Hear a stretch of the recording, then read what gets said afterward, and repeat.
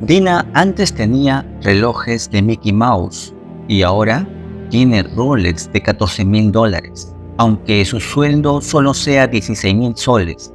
La fuente de esta investigación es La Encerrona. Punto aparte, Dina muestra signos de riqueza, un poco más relajada. Ahora la presidenta, empoderada por la organización que gobierna el Estado, comenzó a mostrar su colección más costosa, debido a la confianza que otorga el hecho que ya pasó más de un año y 50 vidas de los protestantes nunca encontraron justicia.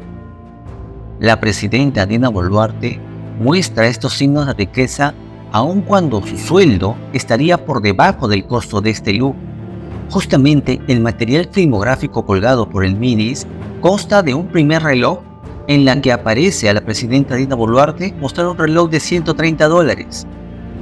A diferencia del noveno reloj visto por primera vez en julio del 2023, en la muñeca de la presidenta que oscila entre unos $6,000 a $14,000, de acuerdo al modelo de este lujo. Sería mucho más de lo que gana en un mes y entra en contradicción con el nivel de vida de muchos peruanos marcados por la austeridad. El reportaje fue emitido por La Encerrona.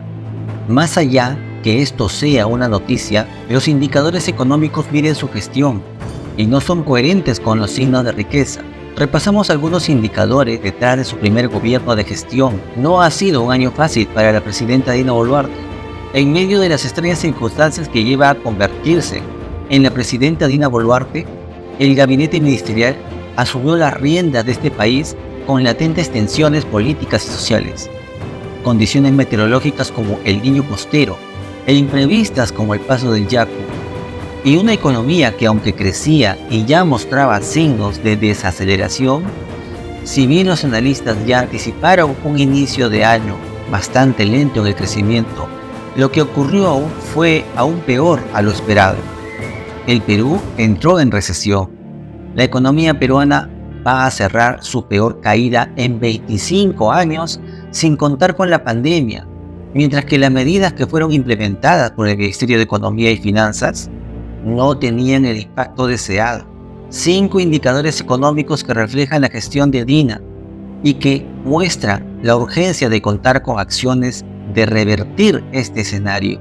No solamente están los indicadores internos, sino también los indicadores de analistas internacionales, que ven a la gestión de Dina la peor gestión latinoamericana desaprobada por su propio país. Por ejemplo, el comportamiento de la economía en el PBI, Producto Bruto Interno, en diciembre del 2022, cuando Dina asumió la presidencia de la producción nacional, se cerró el año con un avance mensual del 1%, y así bien ello permitió que el Perú se mantenga como uno de los líderes regionales en el crecimiento económico. La actividad económica ya mostraba su desaceleración progresiva. Fue entonces cuando inició las protestas sociales contra Dina Boluarte por diferentes puntos del país, con aún mayor presencia en las regiones del sur, exigiendo su renuncia por la manera que había sido elegida presidenta, de manera irregular, ya que las expectativas de los peruanos era que se vayan todos por el papel que habían contribuido tanto el Congreso como el Ejecutivo para destruir la estabilidad económica y social. Pero esto no sucedió. Los bloqueos de carreteras, las paralizaciones y algunas actividades llevaron a que en enero la economía peruana registre su primera caída mensual, tras 22 meses de crecimiento ininterrumpido.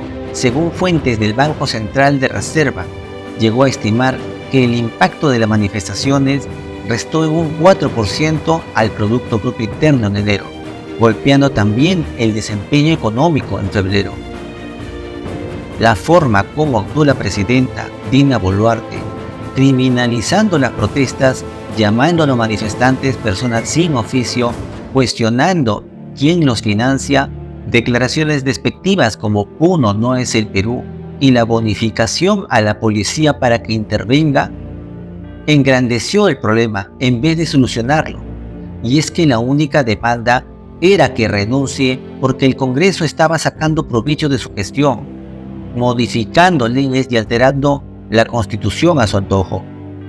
Respecto al empleo como consecuencia del debilitamiento del escenario económico, el crecimiento de los puestos de trabajo en el sector privado a nivel nacional ha mantenido un descenso a lo largo del año, mientras que en diciembre del 2022 la tasa de expansión fue 6%, para septiembre llegó apenas a un 1.24%, según datos del Banco Central de Reserva del Perú. Asimismo, de acuerdo a las cifras del Instituto Nacional de Estadística, el empleo nacional acumula 3 trimestres consecutivos de caída, con alrededor de 125.000 peruanos que se quedaron sin trabajo al mes de septiembre del 2023. Mientras tanto, un mapeo elaborado por el Instituto Peruano de Economía mostró que el empleo retrocedió en 15 de las 26 principales ciudades del Perú, siendo la más afectada las ubicadas en el sur, el epicentro de las protestas al inicio del año. Con respecto a la inversión privada, Boluarte recibió una inversión privada que ya estaba en una tendencia decreciente. El indicador retrocedió en 0.5 en el tercer trimestre de 2022, durante el gobierno de Pedro Castillo, tras trimestres de continuo crecimiento, y cerró los 3 últimos meses del año con una caída del 4.1. Entre enero y marzo de 2023, la inversión privada colapsó en 12%, reflejando el impacto de menores inversiones mineras, protestas sociales y desconfianza aún generalizada. Desconfianza que sería porque el gobierno de Dina Boluarte le acompañaba a un gobierno en la sombra, conformado por los partidos que no habían ganado las elecciones y que eran rechazados por los peruanos, porque ellos mismos crearon la crisis, ya que ellos, a través del Congreso, minaron todos los gobiernos de turno, pero fueron muy complacientes con el gobierno de Dina, al que colocaron de manera irregular. Tal vez por eso el periodista llama a Dina como la camarera del poder. Nuevamente, el Ministerio de Economía y Finanzas, como el BCR, anticipaba mejoras, aunque no sustanciales, mientras avanzaba el año. Sin embargo, ello no ocurrió. La inversión privada volvió a retroceder con fuerza entre abril y junio. Son diversas razones detrás de este pobre desempeño, como su pésima gestión empresarial y la inexistencia de inversiones mineras que cambian el panorama en el corto plazo. De mantenerse el deterioro de uno de los indicadores, las posibilidades de recuperación con la rapidez deseada son mucho más lejanas. Con relación a las expectativas empresariales, se enlazan directamente con el pobre desempeño que ha registrado la inversión privada a la fecha. De acuerdo al sondeo del Banco Central de Reserva, las expectativas empresariales sobre la economía a 3 meses se encuentran por debajo de los 50 puntos, valor considerado como pésimo. El problema del bajo crecimiento sería complicado de resolver, así lo considera el exministro de Economía, Alonso Segura. El gobierno de Dina hereda unas expectativas deprimidas de la gestión anterior, pero no ha sido capaz de levantarlo. De acuerdo a la recaudación tributaria, la mayoría de especialistas anticipan un desempeño negativo de la recaudación tributaria a lo largo del 2023. Este año el Perú ha enfrentado menores precios de metales y de importaciones y de una desaceleración económica que también ha impactado en los ingresos al fisco. Pero la ausencia de las medidas para revertir este escenario dejan dudas sobre si Perú podrá elevar sus ingresos y su presión tributaria en el corto plazo, así como las posibilidades que se cumplan con la regla fiscal en adelante.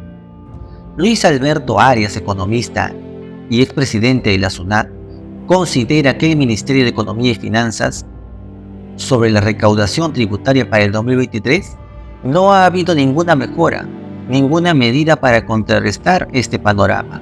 Más bien hubo algunas iniciativas alineadas a reducir el IGB a hoteles y restaurantes, que sin duda han impactado en la recaudación de este año de una manera negativa.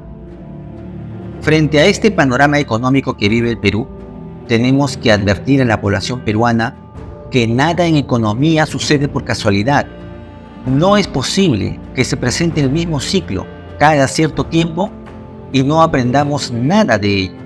La crisis económica que vive nuestro país podría ser inducida a propósito, ya que induciendo el deterioro de la economía peruana, pone en desventaja al país a la hora de negociar nuestros recursos naturales. Porque no es lo mismo para un país negociar con una economía estable que necesitando cumplir grandes demandas de la población, lo cual obliga a nuestro país a aceptar las peores condiciones de negociación, incluso desbloquear proyectos para terminar contaminando y destruyendo nuestro país, para el beneficio de las empresas corruptas que se sienten dueñas del Perú y financian partidos políticos para mantener privilegios que terminan afectando los derechos y la economía familiar, la estabilidad de todos los peruanos, cuando los únicos que generan riqueza son los que trabajan.